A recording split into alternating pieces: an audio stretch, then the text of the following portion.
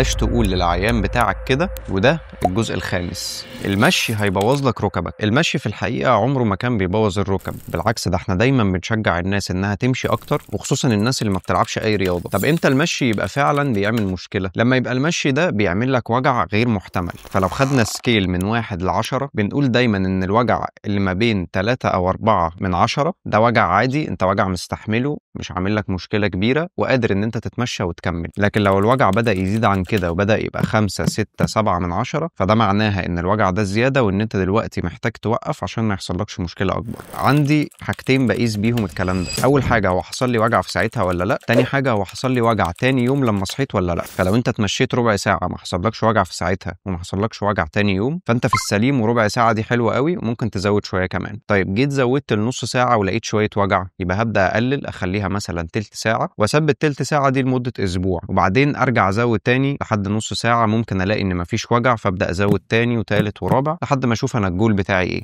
ونرجع لموضوعنا الاصلي، المشي عمره ما هيبوظ ركبتك، بالعكس المشي ممكن يبقى مفيد جدا لركبتك.